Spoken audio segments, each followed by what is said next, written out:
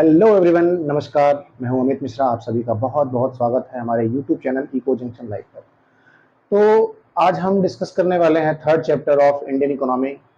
Indian economic development का तीसरा chapter है, बहुत इंपॉर्टेंट चैप्टर है, जो कि 1950 से लेकर 1990 तक के बीच की पूरी हिस्ट्री, पूरी इकोनॉमिक हिस्ट्री हम डिस्कस करने वाले हैं। मैंने पहले भी डिस्कस किया था, पहले भी बताया था कि इंडिया की जो इकोनॉमिक हिस्ट्री है या इंडियन इकोनॉमी है, उसको हम तीन फेज में स्टडी करते हैं। पहला फेज क्या होता है? बिफोर इंडिपेंडेंस, यानी on the eve of independence, यानी अंग्रेजों के सरकार में, अंग्रेजों के टाइम पे। और दूसरा आफ्टर इंडिपेंडेंस, यानी 47 के बाद। और तीसरा जो स्टेप आता है वो 1991 से लेके अब तक की हिस्ट्री, यानी तीन फेज में हम स्टडी करते हैं। तो अभी हम बीच वाली हिस्ट्री, आज बीच वाला जो फेज है उसको हम आज पढ़ने जा रहे हैं। यानी 1947 तो ना कह के हम 1950 से लेके 90 के बीच का हम बता रहे हैं। क्यों 1950? मैंने लास्ट वीडियो में डिस्कस किया था, बताया था कि 1950 जो है वो इंडिया का कॉन्स्टिट्यूशन बन के तैयार हुआ था और प्लानिंग कमीशन सेटअप हुई थी। तो इकोनॉमिक पर्सपेक्टिव से अगर हम देखें तो 1950 एक ज़्यादा इंपॉर्टेंट है, क्योंकि उसके पहले जो डाटा मिले थे वो वो बिफोर इंडिपेंडेंस के सारे डाटा थे। वो उससे कंपेयर करके हमने देखा कि 1950 से लेकर 90 के बीच में हमने क्या क्या अचीवमेंट हासिल किए। ठीक है, कौन कौन सी चीज़ें हमारी अचीव हुई हैं। तो तीन चीजों पे हम डिस्कस करने वाले हैं basically: agriculture, industry and trade. जब भी इकोनॉमिक पर्सपेक्टिव पे हम जाएंगे, इकोनॉमी की बात करेंगे, तो ये तीन चीजें हमें डिस्कस करनी पड़ेंगी। पहला एग्रीकल्चर, इंडस्ट्री और ट्रेड। ठीक है, इन्हीं बिंदुओं पे हमने पहले भी डिस्कस किया था, यानी on the eve of independence. और इसमें हम देखेंगे कि अपने प्लानिंग कमीशन आने के बाद, यानी अपना कॉन्स्टिट्यूशन सेटअप होने के बाद हमने क्या अचीव किया है, क्या अचीवमेंट हमें मिला है। ठीक है, तो एग्रीकल्चर की बात करें तो एग्रीकल्चर जैसे आता है, एग्रीकल्चर तो on the eve of independence आपके समझ में आ रहा होगा कि एग्रीकल्चर का क्या सीन था। जमींदारी सिस्टम चला करती थी और हम एनफोर्स्ड होके खेती करते थे, कॉमर्शियल फार्मिंग करते थे, और जैसा वो चाहते थे वही हमें उगाना पड़ता था। और लैक ऑफ प्रोडक्टिविटी क्या थी? बहुत कम थी। Lack of productivity, lack of production, per hectare जो प्रोडक्शन हुआ करता था, यानी प्रोडक्टिविटी वो भी बहुत कम थी। प्रोडक्शन ओवरऑल जो था वो भी कम था। फूड ग्रेन्स की अगर बात करें तो ज्यादातर जो क्रॉप्स थे वो हम कैश क्रॉप्स में जाते थे। पहले तो हम कन्वेंशनल खेती करते थे, बट बाद में क्या हुआ कि उन्होंने टेम्पटेशन देके जो भी कैश क्रॉप्स वो चाहते थे वो उगवाते थे हमसे, वही में उगाते थे, उन्हीं का प्रोडक्शन हमें करना पड़ता था। तो ये एग्रीकल्चर का पूरा सीन था। और इंफ्रास्ट्रक्चर की भी कमी थी, ज्यादातर रेनफॉल पे डिपेंडेंट हुआ करते थे। ठीक है, तो ये कह सकते थे कि हमारे पास बस कॉमर्शियल फार्मिंग के अलावा, कैश क्रॉप्स के अलावा, जो हमारे पास जो खेती करने को मिलते थे, यानी खाने पीने के लिए चीजें जो थी, वो जमींदार को एक अच्छा खासा हमें लगान देना पड़ता था, क्योंकि जमींदारी सिस्टम चला करती थी, रैयतवाड़ी थी, महलवाड़ी थी। यानी बीच में ये इंटरमीडियरीज आए, यानी टिलर्स जो था वो मेन जो खेती करने वाला था लैंड पे, वो टिलर्स होते थे। और लैंड लॉर्ड कौन होता था उसका? ये जमींदार होते थे। बाद में रैयतवाड़ी और महलवाड़ी की भी सिस्टम लाई गई। तो ये पूरा एक रिकैप मैंने कर दिया कि एग्रीकल्चर में क्या पहले क्या व्यवस्था थी। व्यवस्था तो नहीं कह सकते, एक्सप्लॉयटेशन ही था पूरा वो।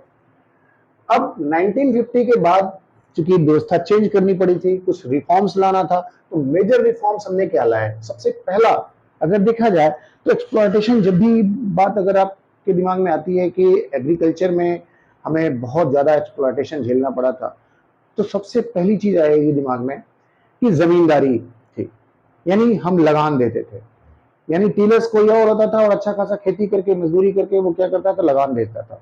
ठीक है, तो ये सबसे बड़ा एक जरूरत थी कि लैंड में रिफॉर्म्स लाया जाए। वही एग्जैक्टली किया भी गया। लैंड रिफॉर्म क्या लाया गया? लैंड रिफॉर्म में सबसे बड़ा वो रिफॉर्म लाया गया कि एबॉलिशन ऑफ इंटरमीडियरीज, यानी इंटरमीडियरीज जितने भी थे, ये जमींदार, जो कि एक अच्छा खासा हिस्सा, कितना हिस्सा दिए देना पड़ता था? 10/11। तो ये मैंने लास्ट में बताया था। तो सबसे पहला काम ये किया गया कि ऐसी कोशिश की गई, हालांकि कोशिश ही की गई, वहां पे भी बहुत कंप्लीटली इसको हम नहीं कह सकते कि सक्सेसफुल है, कि सारे जमींदारों को ऑफिशियली खत्म करना ये प्रायोरिटी थी कि बीच से इंटरमीडियरीज को हटाया जाए। यानी पहला रिफॉर्म यही लाया गया कि बीच से इंटरमीडियरी को हटा दो यहां से। ठीक है, तो किसी भी तरह से कुछ लोगों ने मैनेज भी किया कि स्टे लिया, या कह सकते हैं कि बहुत दिनों तक उसके बावजूद भी जमींदारी सिस्टम चलती थी, चलाते थे लोग गांव में, ठीक है।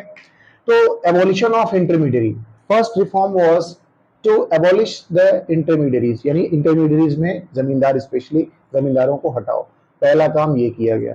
Second, ceiling on land holdings. Land holdings क्या होता था कि जो जमींदार होते थे उनके पास अच्छा खासा खेत, अच्छा खासा लैंड उनके पास रहता था, यानी लैंड होल्डिंग्स उनकी वो बहुत हाई लेवल पे थी, बहुत ज्यादा लैंड उनके पास रखा करते थे। तो गवर्नमेंट ने क्या किया कि एक लिमिट तैयार किया कि एक लिमिट आपकी इतनी होगी, कोई भी व्यक्ति, कोई भी जो फार्मर है वो इससे ज्यादा वो लैंड नहीं रख सकता है। तो लैंड लैंड की लिमिट बना दी, लैंड होल्डिंग्स की लिमिट तय कर दी कि इतनी सीमा के अंदर ही आप रहेंगे, इससे ज्यादा आपको लैंड होल्डिंग्स की अनुमति नहीं मिलेगी, राइट। तो land that is called ceiling on land holdings, यानी इसको सील कर दिया जाएगा। सील का मतलब यहाँ पे लिमिट से मतलब है कि यानी लिमिट तैयार कर दी गई कि इससे ज्यादा लैंड नहीं रखना है। देन अनदर वन इज, ये सुधार लाया गया, consolidation on holdings. Consolidation on holding का मतलब ये होता है कि पहले क्या था, एक ऐसी व्यवस्था थी, दुर्व्यवस्था थी वो, कि पीस ऑफ लैंड्स थे, स्कैटर्ड थे, कुछ यहाँ लैंड है, कुछ वहां है, कुछ 2 किलोमीटर 4 किलोमीटर के दूरी पे है। अगर एक व्यक्ति के पास एलोकेटेड जो लैंड्स है, एक यहाँ है, कुछ दूर जाके अगर हो, तो सीधी सी बात है कि वो खेती तो नहीं कर सकता, दौड़ दौड़ के जा जाके नहीं कर सकता है, हर चीज की प्रॉब्लम होगी, इरिगेशन की प्रॉब्लम होगी, और रिसोर्सेज को वहां तक पहुंचाने की प्रॉब्लम होगी, ट्रांसपोर्टेशन की प्रॉब्लम होगी। So there are so many hurdles he could face. Consolidation, another one is consolidation of land holdings. Consolidation का मतलब होता है कि एक मुश्त, यानी एक साथ लाना। पहले क्या था कि लैंड होल्डिंग जो थी वो किसी के हिस्से में कहीं खेत कहीं और है, कहीं और बिखरा हुआ है, तो उसको क्या किया गया, चकबंदी, आपने सुना होगा कि चकबंदी लाई गई, जो सरकार हमारी बनी, तो चकबंदी की व्यवस्था थी कि अगर बिखरे हुए खेत हैं तो किसी के हिस्से में अलग अलग जगहों पे हैं तो उसको कंसोलिडेट किया जाए। तो कंसोलिडेशन की जो व्यवस्था लाई गई ताकि एक जगह खेत हो जाए, पीस ऑफ लैंड जो स्कैटर्ड थे उसको एक जगह किया जाए ताकि इरिगेशन की प्रॉब्लम ना हो, और जो भी रिसोर्सेज हमें पहुंचाना है, ट्रांसपोर्टेशन की प्रॉब्लम ना हो पाए। इन सारी चीजों को देखते हुए कंसोलिडेशन की व्यवस्था लाई गई। इससे ये फायदा हुआ कि एक बहुत बड़ी हिस्सा जो थी, एक देश का जो कल्टीवेशन के लिए एक अच्छा खासा जमीन जो है वो उपलब्ध हुआ कि जहां पे हम कल्टीवेशन कर सकते हैं, right. Another one is regulation on rent. Rent क्या, जो भी एक रेंट क्या था कि हर एक किसान को क्या करना पड़ता था, लगान देना पड़ता था। अलग अलग सरकारें आई, अलग अलग उनके गवर्नर्स चेंज होते गए, उन लोगों ने अपने अपने कार्यकाल में अलग अलग मालगुजारी तय किया, यानी लगान अलग अलग तय किया। किसी का 80% तक था, तो आते आते 50% तक भी था। लेकिन 1950 के बाद जो अपनी व्यवस्था बनी उसमें क्या लाया गया कि ऐसा रेगुलेशन लाया गया कि maximum 1/3 of value of crops, यानी क्रॉप की टोटल जो वैल्यू होती है उसका 1/3, अप टू 1/3, ये हाईएस्ट तय किया गया कि ज्यादा से ज्यादा 1/3, यानी वैल्यू कितनी, क्रॉप्स की वैल्यू कितनी आ रही है उसके थर्ड, जो 1/3 ही आपको लगान देना पड़ेगा, यानी उससे नीचे चलेगा, उससे ऊपर नहीं जा सकता है। तो ये एक रेगुलेशन उस पर तय कर दिया गया, regulation for the betterment of farmer, for the sake of farmer, farmer के लिए लाया गया, फार्मर को सिक्योर करने के लिए लाया गया regulation. Then cooperative farming. Cooperative farming देखो क्यों इतनी इंपॉर्टेंट है, क्योंकि क्या होता था कि हमारे यहाँ भाई सीधी सी बात है कि रिसोर्स के नाम पे अगर देखा जाए तो लैंड्स थे, लैंड के अलावा बहुत सी चीजें जो थी उस पर सुधार लाना था, इंफ्रास्ट्रक्चर बहुत अच्छा डेवलप था नहीं।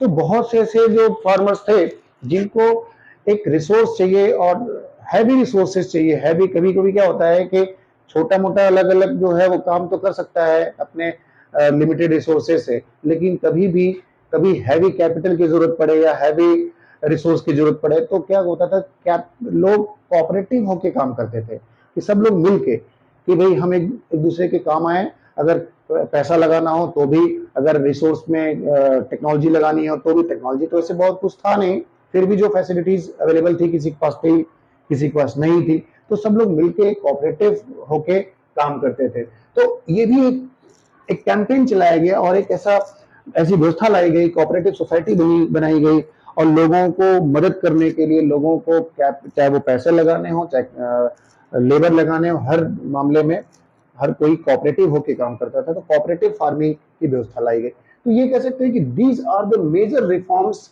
इन टर्म्स ऑफ एग्रीकल्चर। एग्रीकल्चर में ये मेन रिफॉर्म्स लाए गए। उसके बाद दूसरा रिफॉर्म लाया गया एग्रीकल्चर के अंदर, टेक्निकल रिफॉर्म। टेक्निकल रिफॉर्म जब भी सामने आता है, एक बहुत इंपॉर्टेंट क्वेश्चन सामने आता है, ग्रीन रेवोल्यूशन। टेक्निकल इसलिए कहा जाता है इसको क्योंकि उसके पहले जो था वो 1965 के पहले, आपको मैंने वो हिस्ट्री बताई थी कि दो मेजर वॉर हुए थे, जो चाइना से, उसके बाद फिर पाकिस्तान से। तो हमारे पास फूड ग्रेन्स की कमी पड़ गई थी, सेल्फ सफिशिएंसी की जिसको हम बोलते हैं, ठीक है, उसकी कमी पड़ गई थी। तो उसको भरपाई करने के लिए क्या था कि एक मुहिम चलाया गया, एक कैंपेन चलाया गया और भारत सरकार ने एक बहुत बड़ा एक कैंपेन चलाया जो कि ग्रीन रेवोल्यूशन के नाम पे लाया गया। ग्रीन रेवोल्यूशन का मतलब हरित क्रांति। क्रॉप को ज्यादा से ज्यादा स्पर्ट, एक बड़ी मात्रा में क्रॉप जो है वो प्रोडक्शन हो और हमारे देश में, उसके लिए क्या क्या सजेशन दिया गया गवर्नमेंट के द्वारा। दो चीजें उसमें लाई गई।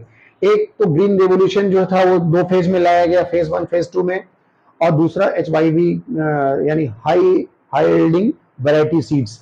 यानी हाई यील्डिंग वैरायटी सीड्स में सीड्स भी है, उसको हम बोलते हैं हाई यील्डिंग वैरायटी टेक्नोलॉजी कहते हैं। इसमें सीड्स भी हैं, इसमें पेस्टिसाइड्स भी हैं, पेस्टिसाइड्स के साथ साथ इंसेक्टिसाइड्स, पेस्टिसाइड्स, यूरिया, फर्टिलाइजर्स, कैसे भी करके यूज करके प्रोडक्टिविटी को बढ़ाया जाए और प्रोडक्शन को, ओवरऑल प्रोडक्शन को भी बढ़ाया जाए। तो ये रहा ग्रीन रेवोल्यूशन HYV सीड्स के बारे में। ग्रीन रेवोल्यूशन थोड़ा डिटेल में आते हैं। ग्रीन रेवोल्यूशन दो फेज में लाया गया बेसिकली। ग्रीन रेवोल्यूशन का पर्पस क्या था कि हरित क्रांति, लोगों के अंदर क्रांति आए, लोग एग्रीकल्चर को लाइक करें, एग्रीकल्चर यानी फार्मिंग में लोग अपने से आए, लोगों का आउटलुक चेंज हो, लोग ज्यादा से ज्यादा प्रोडक्शन करें, खेती करें, एग्रीकल्चर में लोगों का इंटरेस्ट बढ़ाने के लिए लाया गया। फेज 1 में देखो क्या था कि ये देखा गया कि ग्रीन रेवोल्यूशन में जो रिसोर्सेज हैं, खासतौर से फर्टिलाइजर और high yielding variety seeds technology को पहले देखा गया कि 3 स्टेट में लाया गया। फर्स्ट फेज में पंजाब, आंध्रा एंड तमिलनाडु में। क्यों लाया गया? क्योंकि यहाँ पे इजिली इरिगेशन की फैसिलिटीज थी और ये जो थे कंपेरेटिवली रिच थे, ये अफोर्ड कर सकते थे, जो महंगे जो रिसोर्सेज थे उनको अफोर्ड कर सकते थे। तो पहले फेज में ये ट्रायल लाया गया कि इसमें लाने के बाद देखते हैं। और ये देखो क्या हुआ, ग्रीन रेवोल्यूशन, एक क्वेश्चन बनता है कि ग्रीन रेवोल्यूशन कब लाया गया? मिड 60s से मिड 70s। फर्स्ट फेज जो था ग्रीन रेवोल्यूशन का, first phase mid 60s to mid 70s। अगर एग्जैक्ट ईयर की हम बात करें, पहली बार जो लाया गया तो 1967 टू 68, 1967 टू 68, ये ईयर याद कर लेना आप। तो इसमें फर्स्ट फेज में ये लाया गया है कि एक देखा गया है, ऑब्जर्व किया गया कि 25% जो क्रॉप्स की प्रोडक्शन जो थी वो बढ़ गई, 25%। यानी वेरी नेक्स्ट ईयर 1967 से 68 के बीच में लाया गया और दूसरे ही साल देखा गया कि 25% फूड क्रॉप्स जो थे, क्रॉप प्रोडक्शन जो प्रोडक्टिविटी होती बढ़ गई वो, ठीक है। और सेकेंड फेज में क्या था? सेकेंड फेज में जो भी स्टेट्स रह गए थे, यानी मोस्ट ऑफ द स्टेट्स में ये लाया गया सेकेंड फेज में। सेकेंड फेज में और भी कुछ चीजें लाइक की गई गवर्नमेंट की तरफ से। लोन दिया गया, जो गरीब फार्मर्स हैं या जो जो लो स्टैंडर्ड के फार्मर्स कह सकते हैं, जिनके पास उतने रिसोर्सेज नहीं थे, उनको क्रेडिटिंग फैसिलिटीज दी गई, फैसिलिटेट भी किया गया, लोन्स प्रोवाइड किया गया, क्रेडिटिंग की गई, सब्सिडीज भी दी गई फार्मर्स को, so that they can come forward and produce more and more.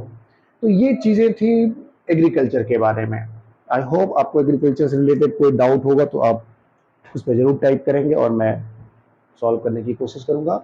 दूसरा, इंडस्ट्री में अगर हम देखें तो इंडस्ट्री के नाम पे 1950 से लेके 90 के बीच में इंडस्ट्री क्या था? मेन जो था, अगर देखा जाए तो 1948 में यानी आफ्टर इंडिपेंडेंस IPR फर्स्ट लाया गया था। और लेकिन IPR 2 जो था, यानी सेकेंड फेज में इंडस्ट्रियल पॉलिसी जो रेजोल्यूशन लाया गया था, उसमें मेन चीजें क्या थी उस पर हम बात करते हैं। पहली चीज ये कि 1950 से लेके 1990 के बीच का जो था हमारा आउटलुक था वो ऐसा था कि लोग प्राइवेट के नाम से डरते थे, लोगों को इतना भरोसा नहीं था क्योंकि लोगों ने देखा ईस्ट इंडिया कंपनी का। तो लोगों को ये लगता था कि सारी चीजें जो गवर्नमेंट, और गवर्नमेंट ने किया भी, गवर्नमेंट ने सब कुछ अपने हाथ में रखा, यानी जो भी प्रोडक्शन करना था मैक्सिमम चीजें जो थी वो गवर्नमेंट के हाथ में थी, यानी डोमिनेंट, पब्लिक सेक्टर डोमिनेंट था। पूरी इंडस्ट्री जो थी, पूरा इंडस्ट्री, सीधी सी बात है कि किसी भी देश की जीडीपी बढ़ानी है तो जब तक इंडस्ट्रियल ग्रोथ ना हो आप कैसे सोच सकते हो उस देश की ग्रोथ के बारे में। तो इंडस्ट्री पे बहुत बड़ा फोकस था गवर्नमेंट ऑफ इंडिया का, जिसमें सबसे पहला काम तो इसने ये किया कि पब्लिक सेक्टर डोमिनेंट, यानी पूरा जो इंडस्ट्री था वो पब्लिक सेक्टर में ले लिया गया। इसको क्या कह सकते हैं हम, सोशलिस्ट इकोनॉमी। जैसे सोशलिस्ट इकोनॉमी होती है ना, सब कुछ गवर्नमेंट डिसाइड करेगी, what to produce, how to produce, for whom to produce. ऐसे ही शुरुआत में यहाँ व्यवस्था थी हमारे यहाँ देश में भी। सेकेंड फेज यानी फर्स्ट फेज आईपीआर कब लाया था, 1948 में, और सेकेंड फेज की बात करें 1956 यानी आफ्टर 1950, यानी ये देखा जाए तो सबसे बड़ी बदलाव यहाँ पे देखने को मिलेगी 1956 में। ये तीन फेज में लाया गया, इंडस्ट्रियल पॉलिसी रेजोल्यूशन तीन फेज में लाया गया। पहला फेज क्या था, पहला फेज जो था मेन मेन जो चीजें थी गवर्नमेंट को, जिससे लगता था कि अपने देश की जो ये व्यवस्था है, चाहे वो डिफेंस की व्यवस्था हो, चाहे वो रेलवे की व्यवस्था हो, चाहे एटॉमिक एनर्जी की बात हो, यानी पावर, अगर हम एटॉमिक पावर की बात करें तो सीधी सी बात है गवर्नमेंट को किसी और पे रिलाई नहीं कर सकती, गवर्नमेंट ने अपने हाथ में रखा। रेलवे जिसको कहा जाता है कि आज भी कहा जाता है कि biggest employer in the world, public sector की बात करें, पब्लिक सेक्टर में बिगेस्ट एम्प्लॉयर है पूरे वर्ल्ड में आज के डेट में अभी भी। और तब तो पूरा का पूरा आज लोग कहते हैं प्राइवेटाइज किया जा रहा है रेलवे को, नो डाउट किया जा रहा है, लेकिन उसमें रेलवे में क्या होता है, ज्यादा से ज्यादा स्कोप भी बढ़ते हैं, लोगों के एम्प्लॉयमेंट के भी स्कोप बढ़ते हैं, उस पर हम बाद में बात करते हैं। एटॉमिक एनर्जी, डिफेंस और रेलवे को गवर्नमेंट ने अपने हाथ में रखा था, ठीक है, फर्स्ट फेज में। सेकेंड फेज में क्या था, सेकेंड फेज में प्राइवेट सेक्टर्स को भी, those who are private sector and looking forward to come forward with and be with the government, government के साथ हाथ मिला के अगर वो काम करना चाहते हैं कुछ, तो प्राइवेट को भी भूमिका दी गई एज एन असिस्टेंट, यानी देखा जाए तो सेकेंडरी रोल में आएंगे, फर्स्ट रोल में नहीं आएंगे। फर्स्ट रोल का मतलब होता है प्रोडक्शन मैं कर रहा हूं और आप हमारे साथ मिलकर डिस्ट्रीब्यूशन का काम संभाल लो, यानी गवर्नमेंट प्रोड्यूस कर रही है और प्राइवेट सेक्टर को कह रही है कि आप आइए, आपको थोड़ा लाइसेंस आपको हम दे रहे हैं और आप हमारे साथ मिलकर डिस्ट्रीब्यूशन का काम कीजिए, मार्केटिंग का काम कीजिए, यहां से वहां तक ट्रांसपोर्टेशन का काम देखिए। तो सेकेंडरी रोल में ये प्राइवेट सेक्टर को भी मिला, ठीक है। स्पेशली कौन कौन सी चीजों में, देखो आप फर्टिलाइजर में, फर्टिलाइजर बना रही है गवर्नमेंट, बना रही थी गवर्नमेंट, और साथ साथ कुछ प्राइवेट सेक्टर्स को भी बुलाती है, आप मार्केटिंग का काम करो और आप भी हमारे साथ मिलके गवर्नमेंट के साथ मिलके काम कर सकते हैं। माइनिंग में, फर्टिलाइजर में, माइनिंग, ये भी देखो तो मेन जरूरत की चीजें थी। गवर्नमेंट ने सेकेंड फेज में सेकेंडरी रोल जो दिया प्राइवेट को, वहां पे भी मेन मेन चीजों पे ध्यान रखा गया। माइनिंग एक बहुत बड़ी इंडस्ट्री, जो कोल, नॉट ओनली कोल, ढेर सारी हैं चीजें जो मिनरल्स हम निकालते हैं अंदर से, है ना, जमीन के अंदर से। तो कोल माइन, आप CIL, वहां पे भी मिलके टाटा वगैरह कंपनियों को दिया जाता है काम। आज तो ज्यादा से ज्यादा दिया गया, तब भी क्या था, टाटा वगैरह कंपनी जो थी वो गवर्नमेंट के साथ मिलके काम करती थी। नॉट ओनली टाटा, और भी ढेर सारी कंपनियां हैं जो कि मिलके काम करती गवर्नमेंट के साथ। तो फर्टिलाइजर, माइनिंग एक्सेट्रा, ये सारी चीजें थी जो थी सेकेंड फेज में लाई गई, यानी गवर्नमेंट का भी रोल इसमें लाया गया सेकेंड फेज में। और थर्ड फेज में क्या था, जो फर्स्ट और सेकेंड फेज में रह गए थे जो सेक्टर्स, वो उनमें प्राइवेट सेक्टर को भी दे दिया गया। यानी देखा जाए तो मेन मेन चीजें तो गवर्नमेंट ने अपने पास रख लिया, और जो बचते हैं वो प्राइवेट सेक्टर को भी थोड़ा सा बुलाती है कि प्राइवेट सेक्टर को भी उन चीजों को थोड़ा सा। बिस्किट तो गवर्नमेंट बनाने नहीं जाएगी, चॉकलेट तो बनाने नहीं जाएगी, ऐसे ढेर सारी चीजें हैं जो कि रह गई हैं और लोगों की जरूरत है, तो उसको कौन बनाता है, उसको प्राइवेट सेक्टर में दे दिया गया, आप उसमें इंडस्ट्री में हो। तो ये कह सकते हैं कि 1950 से लेके, हाँ इसमें दो चीजें और, कि सेकेंड फेज के बाद एक और, कि इंडस्ट्रियल लाइसेंसिंग, गवर्नमेंट ने क्या किया कि लाइसेंस देना शुरू किया। लाइसेंस मतलब कि कुछ जगहों पे, जैसे मान लीजिए लाइसेंस देने का प्रोविजन क्या था, लाइसेंस देने का ऑब्जेक्टिव भी क्या था, अलग अलग जो रीजनल अनइक्वलिटी थी, कि कहीं बहुत ज्यादा इस रीजन में काफी ठीक ठाक लोग हैं, यानी यहाँ की इकोनॉमी अच्छी है, यहाँ की इकोनॉमी कहीं डाउन है, तो ये देखा गया कि जहाँ पे पुअर लोग हैं, यानी जहाँ की इकोनॉमी डाउन है, वहाँ के लोगों, वहाँ पे क्या था, प्राइवेट सेक्टर में लाइसेंस देना कि वहाँ पे भी एम्प्लॉयमेंट जनरेट हो, वहाँ का प्रोडक्शन बढ़े, वहाँ पे इंडस्ट्री सेटअप हो, वहाँ पे इंडस्ट्रियल ग्रोथ हो। ठीक है, तो क्या पर्पस था कि रीजनल इक्वालिटी लाई जाए, एक रीजनल इक्वालिटी लाया जाए, लोगों में थोड़ा सा बराबर लाया जाए, जो रीजन वाइज अलग अलग जो हमारी जो व्यवस्था है वो थोड़ा इक्वालिटी है लोगों के बीच में, और रीजन्स जो अलग अलग रीजन में बटे हुए हैं, कहीं गरीब कहीं अमीर, तो थोड़ा सा इक्वालिटी आए। दूसरी चीज, इंडस्ट्रियल कंसेशन। इंडस्ट्रियल कंसेशन का मतलब ये कि those who are involve in industries, या वो प्रोड्यूस कर रहे हैं या किसी भी तरह से जुड़े हुए इंडस्ट्रीज में इंडस्ट्रियलिस्ट हैं, तो उनके लिए क्या था, कंसेशन की व्यवस्था की। कंसेशन गवर्नमेंट क्या दे सकती है, टैक्स दे सकती है, टैक्स में सब्सिडी दे सकती है, टैक्स हॉलीडे दे सकती है, यानी इसको बढ़ाया जा सकता है, और पावर की सप्लाई दे सकती है, इंफ्रास्ट्रक्चर डेवलप करा सकती है। ठीक है, तो ये सारी चीजें जो है वो इंडस्ट्रियल कंसेशन में आते हैं, इंडस्ट्रियल कंसेशन दिया गया। और एसएसआई, स्मॉल स्केल इंडस्ट्रीज को बढ़ावा देना। स्मॉल स्केल इंडस्ट्रीज, ये भी इंडस्ट्रीज का ही पार्ट है। स्मॉल स्केल इंडस्ट्रीज को क्यों इंडिया जैसी कंट्री में, ऐसा कहा जाता है कि डेवलपिंग कंट्री के लिए सबसे बड़ा अगर कोई साधन है तो स्मॉल स्केल इंडस्ट्री है। स्मॉल स्केल इंडस्ट्री को अगर गवर्नमेंट जितना ज्यादा फैसिलिटेट करेगी, जितना ज्यादा उसको प्रोत्साहन देगी, बढ़ावा देगी, ज्यादा से ज्यादा रोजगार के चांसेस बढ़ेंगे, क्योंकि लोग क्या होंगे, लेबर इंटेंसिव रहेंगे। लेबर इंटेंसिव यानी उस इकोनॉमी में लोग लेबर इंटेंसिव होंगे। लेबर इंटेंसिव होने का मतलब क्या, कि ज्यादा से ज्यादा लोग जो है वो लेबर, यानी खुद अपना खुद इन्वॉल्व होंगे, खुद काम करेंगे और जॉब पाएंगे, और प्रोडक्टिविटी बढ़ेगी, अल्टीमेटली नेशन का ग्रोथ होगा, यानी जीडीपी पर कैपिटा इनकम भी बढ़ेगी, और रीजनल इक्वालिटी बढ़ेगी।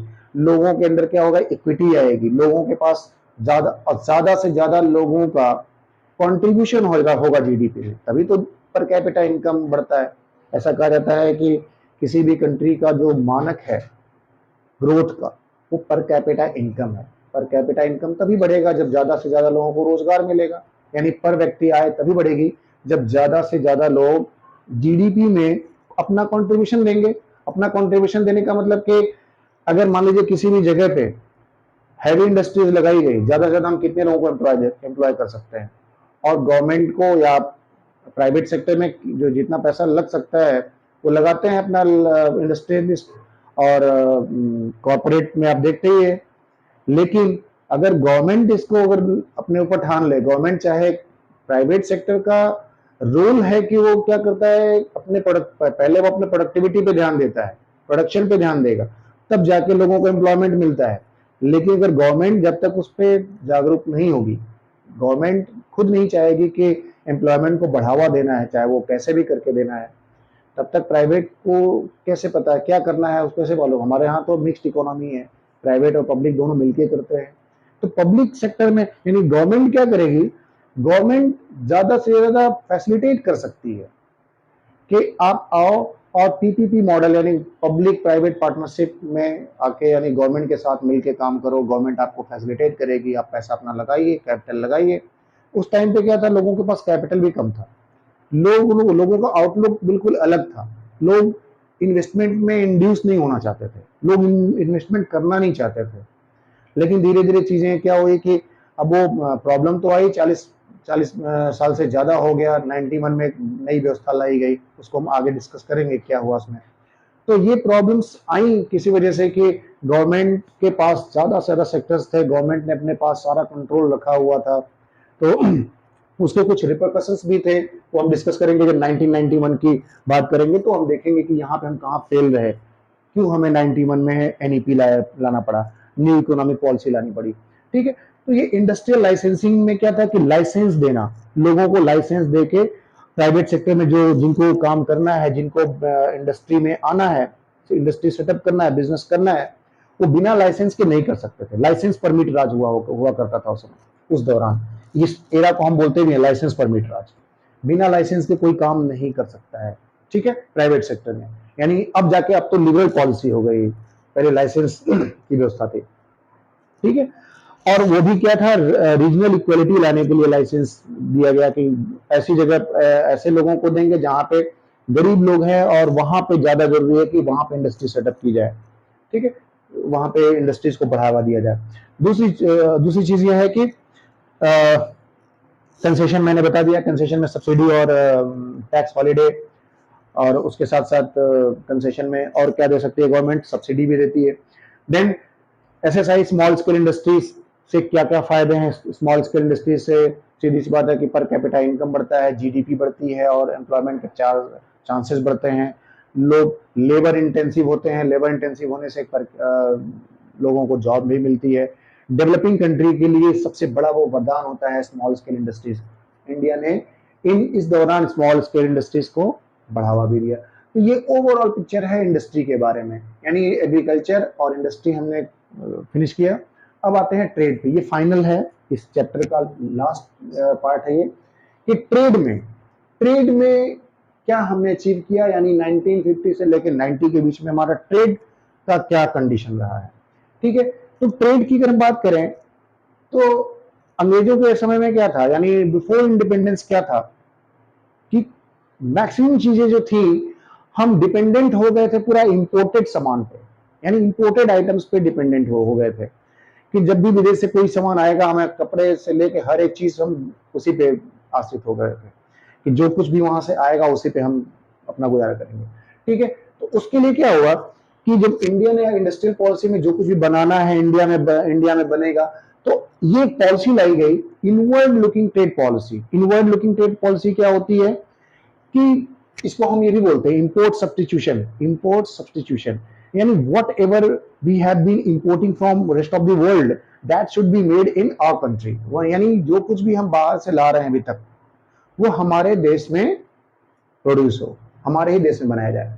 ठीक है, उससे क्या होगा, हमारे डोमेस्टिक ट्रेड को, यानी डोमेस्टिक ट्रेड को एक प्रोटेक्शन मिलेगा। Just to protect our domestic trade we brought this policy, inward looking trade policy, import substitution भी इसको बोलते हैं।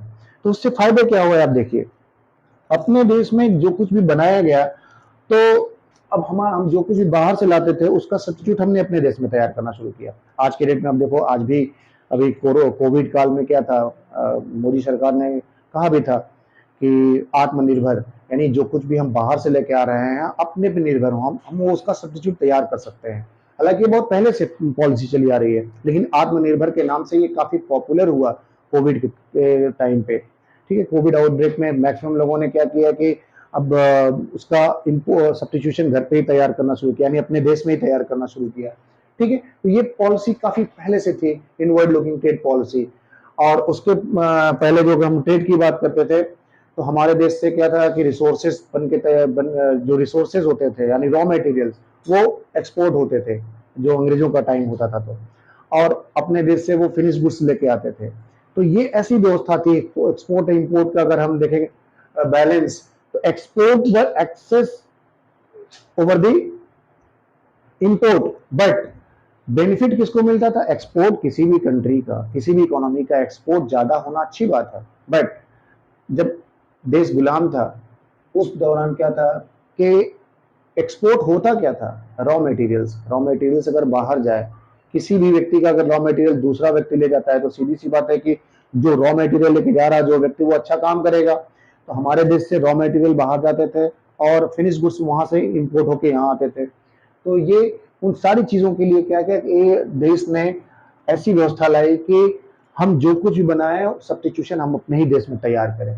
तो इसमें क्या था कि टैक्स की बात आ गई, फिर टैक्सेशन की पॉलिसी लाई गई कि अपने देश में जो सामान जो बन रहे हैं अपने देश में उस पे अगर एक्सपोर्ट करना चाहते हैं, अपने डोमेस्टिक ट्रेड को अगर हमें मजबूत करना है, तो उस पे टैक्स जो था वो गवर्नमेंट यानी जो ड्यूटी होती है उसको कम करना, मिनिमाइज करना, ताकि विदेशों में वो जा सके।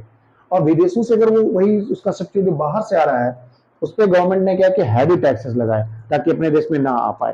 कहने का ये मतलब कि कंपटीशन नहीं लाया गया, कंपटीशन नहीं लाया गया, कंपटीशन नहीं लाया गया इसलिए कि बाहर से हम कोई सामान लाते हैं, किसी विदेशी कंपनी का कोई सामान लाते हैं, तो कंपटीशन अभी अभी क्या होता है, अभी तो ग्लोबलाइज्ड एरिया है, अभी तो एरा जो चल रहा है वो ग्लोबलाइज्ड है कि देशों विदेश से लोग आके यहाँ पे कर रहे हैं, प्रोडक्शन कर रहे हैं, सामान आ रहा है।